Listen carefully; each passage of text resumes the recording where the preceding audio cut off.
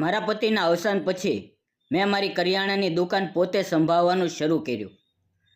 આ માટે મેં એક નોકર રાખ્યો. તે મારી ઉંમરનો જ હતો અને દેખાવમાં ખૂબ જ આકર્ષક હતો. તે દુકાનમાં ખૂબ ઈમાનદારીથી કામ કરતો હતો. અમે બંને સાથે મળીને દુકાનનું કામ કરતા હતા. મારે એક નાની દીકરી હતી જેની તે ખૂબ કાળજી લેતો.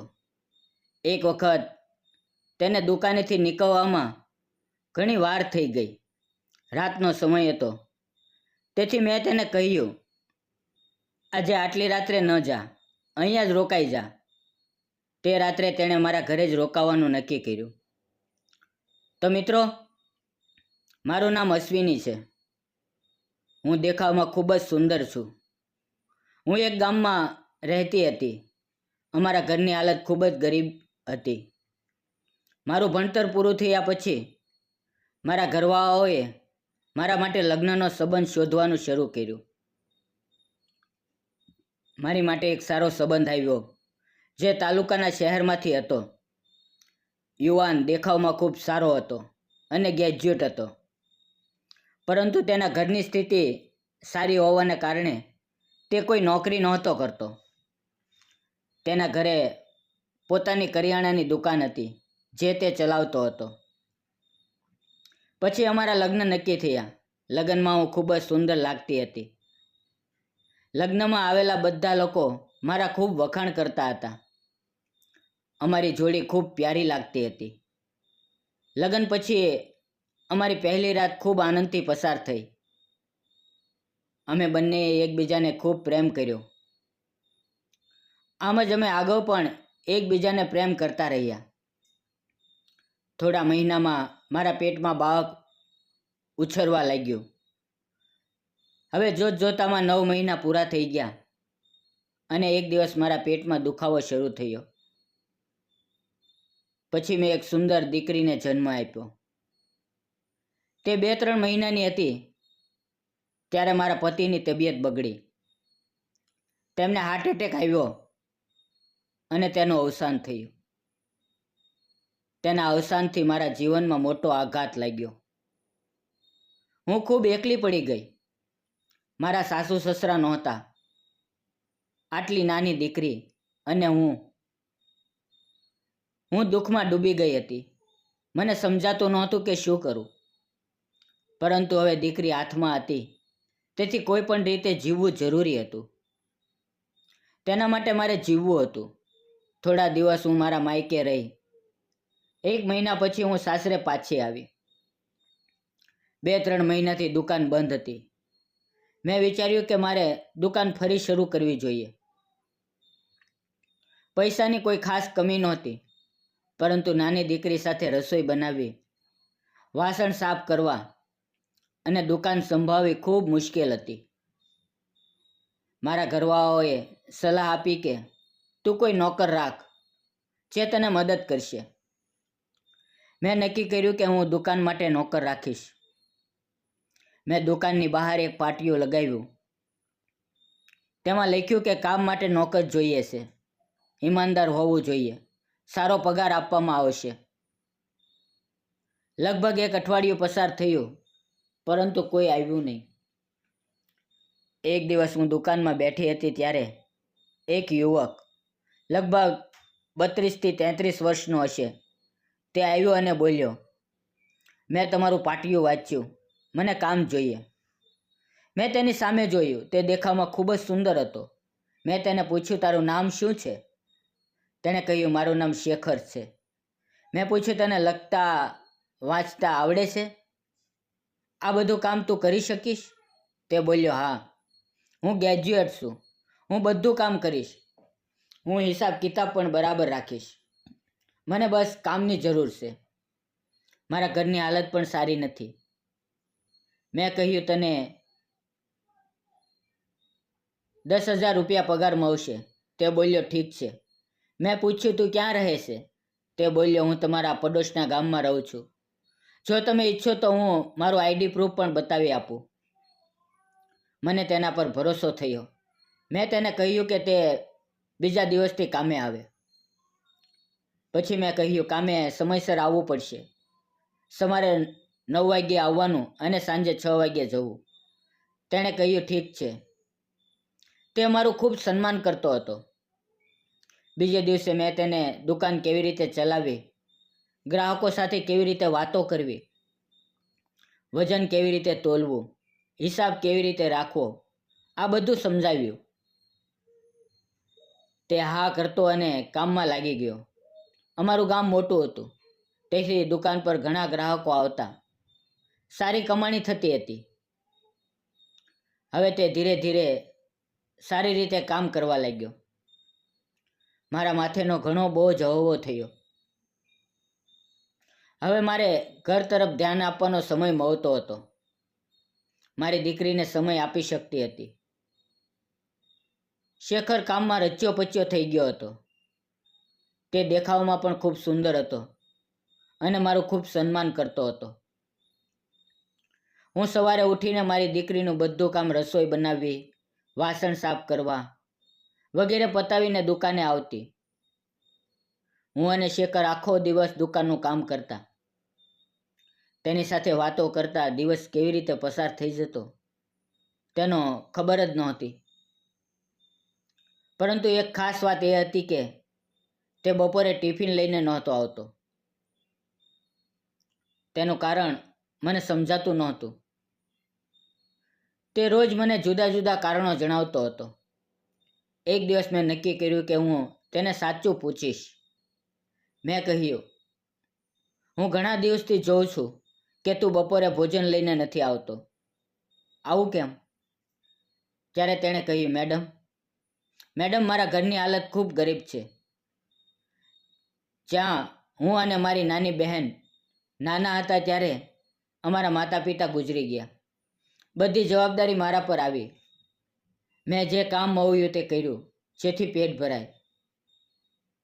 અને બંને કામ કરતાં કરતાં ભણ્યા. મારી બહેનના લગ્ન પણ મેં કામ કરીને કરાવ્યા. હવે હું એકલો છું. હું સવારે ભોજન બનાવું છું અને સાંજે પણ પોતાના હાથે બનાવીને ખાઉં છું. પણ મને સારું ભોજન બનાવતા નથી આવડતું, તેથી મને શરમ આવે છે. તેની વાત સાંભળીને મને ખૂબ ખરાબ લાગ્યું. તે ખૂબ ઈમાનદાર હતો અને સારું કામ કરતો હતો. તેથી મેં તેને કહ્યું, કાલથી હું તારા માટે બપોરનું ભોજન બનાવીશ. પછી આપણે બંને સાથે ખાઈશું. તે બોલ્યો, ના મેડમ, તેની જરૂર નથી. પરંતુ મેં કહ્યું, કોઈ વાંધો નહીં. બીજા દિવસથી અમે બંને સાથે ભોજન ખાવા લાગ્યા. હું તેના માટે ભોજન બનાવતી. એક વખત મારી દીકરી બીમાર પડી. તેને ખૂબ તાવ હતો. તેને તાલુકાની મોટી હોસ્પિટલમાં લઈ જવાનું હતી. અમારા ગામમાં મારા પતિની જૂની ગાડી હતી જે બંધ પડી હતી. મેં કહ્યું, શેખર, તને ગાડી ચલાવતા આવડે છે? મારી દીકરી ખૂબ બીમાર છે. સવારથી જ તેને હોસ્પિટલ લઈ જવી જરૂરી છે. તેણે કહ્યું, હા મેડમ, મને ચલાવતા આવડે છે. પછી હું અને શેખર બંને મળીને મારી દીકરીને હોસ્પિટલ લઈ ગયા. ત્યાં ડૉક્ટરે તેનું ચેકઅપ કર્યું અને જણાવ્યું કે તેને ટાઇફોઇડ થયો છે. ડૉક્ટરે કહ્યું કે તે 2-3 દિવસ હોસ્પિટલમાં દાખલ કરવી પડશે. મને સમજાતું નહોતું કે શું કરું. શેખરે કહ્યું, મેડમ, તમે દીકરી પાસે રહો. હું દુકાનની બધી જવાબદારી લઈશ, ઘરની પણ કાળજી લઈશ. મને ખૂબ ટેકો મળ્યો. પછી અમે દીકરીને હોસ્પિટલમાં દાખલ કરી અને હું હોસ્પિટલમાં રોકાઈ ગઈ. શેખર ઘરે ગયો અને તેણે 2-3 દિવસ દુકાન ખૂબ સારી રીતે સંભાળી. તે દરરોજ હોસ્પિટલ આવતો, મારા માટે ટિફિન લાવતો, મારી દીકરીને ખૂબ હસાવતો અને તેને વાર્તાઓ સંભળાવતો. તે જરૂરી દવાઓ લાવતો અને દરેક રીતે મદદ કરતો. હવે મને તેનો સ્વભાવ ખૂબ ગમવા લાગ્યો. જ્યારે દીકરીની તબિયત થોડી સારી થવા લાગી ત્યારે ડૉક્ટરે અમને ડિસ્ચાર્જ આપ્યું. શેખર ગાડી લઈને અમને લેવા આવ્યો. અમે ઘરે આવ્યા અને તે ફરી દુકાન પર કામ કરવા લાગ્યો. હવે ધીરે ધીરે અમારી વચ્ચેની નિકટતા વધવા લાગી. મારી દીકરી હવે સાજી થઈ ગઈ હતી અને દરેક કામમાં શેખર મારી મદદ કરતો હતો. એક દિવસ બપોરે જ્યારે શેખર આવ્યો અને અમે સાથે ભોજન ખાતા હતા ત્યારે મેં તેને પૂછ્યું, શેખર, તારી ઉંમર કેટલી છે? તે બોલ્યો, મારી ઉંમર 32 વર્ષ છે. મેં ફરી પૂછ્યું, તે અત્યાર સુધી લગ્ન કેમ ન કર્યા? શેખરે કહ્યું, મારે માતા પિતા નથી, મારું કોઈ નથી જે મારી પડખે ઊભું રહે, જેથી કોઈ મને પોતાની દીકરી આપવા માંગતું નથી. આ વાત સાંભળીને મને ખૂબ ખરાબ લાગ્યું. તે મારી ખૂબ કાળજી લેતો હતો. થોડા દિવસો પછી શેખરે મને કહ્યું, મેડમ, મારે કાલે રજા જોઈએ છે. મેં પૂછ્યું, કેમ, શું થયું? તે બોલ્યો, કાલે હું મારી બહેન સાથે છોકરી જોવા જાઉં છું. આ સાંભળીને મને ખૂબ આનંદ થયો. પરંતુ હવે ધીરે ધીરે મારું મન શેખર તરફ ઝૂકવા લાગ્યું હતું. મારું મન તેના વિશે વિચારવા લાગ્યું હતું. રાત્રે હું તેના જ વિચારોમાં ખોવાઈ ગઈ અને ક્યારે ઊંઘ આવી ગઈ તેની ખબર ન રહી. બીજે દિવસે શેખર દુકાને ન આવ્યો. આખો દિવસ તેનું ન આવવું મને સારું ન લાગ્યું. દિવસ કપાતો નહોતો. જ્યારે બીજે દિવસે શેખર દુકાને આવ્યો તો તે ખૂબ ઉદાસ હતો. મેં તેની આંખોમાં નારાજગી જોઈ. બપોર સુધી તે ચૂપચાપ કામ કરતો રહ્યો. મેં તેને પૂછ્યું, શેખર, તું ખૂબ નારાજ લાગે છે, શું થયું? તેણે જવાબ આપ્યો, હું ગઈકાલે છોકરી જોવા ગયો હતો, પરંતુ છોકરીવાળાઓએ ના પાડી દીધી. આ સાંભળીને મને ખૂબ દુઃખ થયું. હવે મને શેખર ગમવા લાગ્યો હતો. થોડા દિવસો પછી અમારી કરિયાણાની દુકાનમાં શિંગદાણા, ખાંડ, ગોળ જેવી ઘણી વસ્તુઓ શહેરમાંથી લાવવાની હતી. આ માટે મેં શેખરને એક 4 પૈડાની ગાડી સાથે મોકલ્યો. સફર લાંબી હતી, તેથી સાંજે 8 વાગ્યા સુધીમાં ગાડી પાછી આવી. ડ્રાઈવરે અને શેખરે મળીને બધો સામાન નીચે ઉતાર્યો. આમાં લગભગ અડધો પોણો કલાક લાગ્યો. હવે રાતના લગભગ 9:45 વાગી ગયા. સામાન ખાલી કર્યા પછી શેખર મારી પાસે આવ્યો અને સામાનની રસીદ આપતા બોલ્યો, મેડમ, હવે હું જાઉં છું. મેં કહ્યું, શેખર, ખૂબ મોડું થઈ ગયું છે. હવે તું ઘરે જઈને ભોજન બનાવીશ તો કેટલું મોડું થશે. તેના કરતાં થોડી વાર રોકાઈ જા. હું ભોજન બનાવી દઉં, તું ખાઈને જજે. શેખર બોલ્યો, ઠીક છે. મેં ઝડપથી ભોજન બનાવ્યું. થોડી જ વારમાં ભોજન તૈયાર થઈ ગયું. અમે બંને સાથે બેસીને ભોજન ખાવા લાગ્યા. મારી દીકરી પહેલેથી જ સૂઈ ગઈ હતી. હવે રાતના લગભગ 10 વાગી ગયા હતા. બહાર ખૂબ અંધારું થઈ ગયું હતું. ભોજન ખાઈને શેખર નીકળવાની તૈયારી કરતો હતો. ત્યારે મેં તેને કહ્યું, શેખર, રાતના 10 વાગી ગયા છે. આજે અહીંયા જ આરામ કરી લે. આટલી રાત્રે બહાર ન જા. તે બોલ્યો, ના મેડમ, હું જતો રહીશ. પરંતુ મેં ખૂબ આગ્રહ કર્યો અને તેને રોકાવા માટે કહ્યું. સાચું કહું તો હવે મને શેખર સાથે લગાવ થઈ ગયો હતો. તેને આ રીતે રાત્રે એકલો મોકલવો મને સારું નહોતું લાગતું.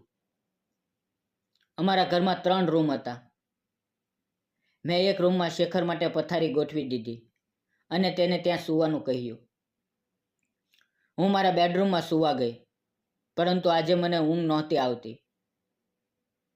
રાતના 12 વાગી ગયા તો પણ ઊંઘનું નામો નિશાન નહોતું.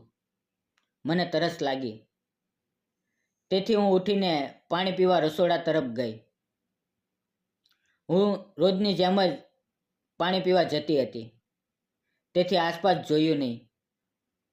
જેવી હું રસોડાના દરવાજે પહોંચી, અચાનક મારી કોઈની સાથે ટક્કર થઈ. હું નીચે પડવાની હતી ત્યાં જ તે વ્યક્તિએ મને પકડી લીધી. હું સીધી તેના બંને હાથમાં હતી. મેં આંખો બંધ કરી લીધી હતી. મને લાગ્યું કે હવે કંઈક અજુગતું થશે, પરંતુ જ્યારે મેં આંખો ખોલી તો હું શેખરના હાથમાં હતી. તેણે મને ઉપરથી પકડી રાખી હતી. હું તેની આંખોમાં જોઈ રહી હતી અને તે પણ મારી આંખોમાં જોઈ રહી હતો. ધીરે ધીરે અમારા ચહેરા એકબીજાના ચહેરાની નજીક આવવા લાગ્યા અને અચાનક અમને ભાન થયું અને અમે બંને અલગ થઈ ગયા. શેખર બોલ્યો, સોરી મેડમ, મને તરસ લાગી હતી. આજે ઊંઘ જ નથી આવી, તેથી હું પાણી પીવા ઉઠ્યો હતો. હું પણ હસીને બોલી, મને પણ ખૂબ મોડું થઈ ગયું, ઊંઘ નહોતી આવતી, તેથી હું પણ પાણી પીવા આવી અને આપણી અચાનક ટક્કર થઈ ગઈ. શેખર આમ બોલીને આગળ વધવાનો હતો ત્યારે મેં તેનો હાથ પકડી લીધો. મેં શેખરને કહ્યું, શેખર, તું ખૂબ ઈમાનદાર છે. જો તારી જગ્યાએ કોઈ બીજો યુવાન હોત તો તે આ તક ન છોડત. તે ચોક્કસ મારો ખોટો ફાયદો ઉઠાવત, પરંતુ તે એવું ન કર્યું. તું ખરેખર ખૂબ સારો માણસ છે. શું હું તને મારા દિલની વાત કહું? શેખર બોલ્યો, કહો. મેં કહ્યું, મને તું ખૂબ ગમે છે. મને તારી સાથે પ્રેમ થઈ ગયો છે. આટલું કહેતા મેં શેખરને ગળે લગાવી લીધો. મેં મારું માથું તેની છાતી પર મૂક્યું અને રડવા લાગી. શેખર મારા વાવમાં હાથ ફેરવતો અને સમજાવતો હતો. હવે અમે બંનેએ નક્કી કર્યું કે અમે લગ્ન કરશું. આથી અમને એકબીજાને સહારો મળ્યો. શેખરને પણ એક સારી પત્ની મળવાની હતી. મારી દીકરીને પિતાનો પ્રેમ મળવાનો હતો. શેખરનો સ્વભાવ ખૂબ સારો હતો. અમે બંનેએ કોર્ટ મેરેજ કર્યા. હવે હું અને શેખર સાથે રહીએ છીએ અને અમારી કરિયાણાની દુકાન ચલાવીએ છીએ. હવે અમે ત્રણે ખૂબ ખુશ છીએ. મારી દીકરી ધીરે ધીરે મોટી થઈ રહી છે. તો મિત્રો, મેં અને શેખરે લગ્ન કરી લીધા. તમને શું લાગે છે? અમે સાચું કર્યું કે ખોટું? મિત્રો, જીવનમાં કોઈ ક્યારે કોનું થઈ જાય એ કહેવું મુશ્કેલ છે. એકલા જીવનમાં જ્યારે અચાનક કોઈનો સાથ મળી જાય તો જીવન ફરીથી ખીલી ઉઠે છે. શેખર અને મારો સંબંધ પણ એવો જ હતો. એક સંબંધ વિશ્વાસનો, પ્રેમનો અને સહારાનો. પ્રેમ એ માત્ર શારીરિક ભૂખ નથી, પરંતુ બે તૂટેલી આત્માઓનું ફરીથી મળવું પણ જરૂરી છે. મિત્રો, આ વાર્તા તમને કેવી લાગી અમને કોમેન્ટ કરીને જરૂર જણાવજો. અને જો તમે આ ચેનલ પર નવા હો તો ચેનલને લાઇક, શેર અને સબસ્ક્રાઈબ કરવાનું ન ભૂલતા. મિત્રો, ફરી મળશું આવતીકાલે એક નવી વાર્તાની અંદર. ત્યાં સુધી આવજો અને દરેક મિત્રોને હેપી દિવાળી. ફરી મળશું મિત્રો આવતીકાલે. ધન્યવાદ મિત્રો.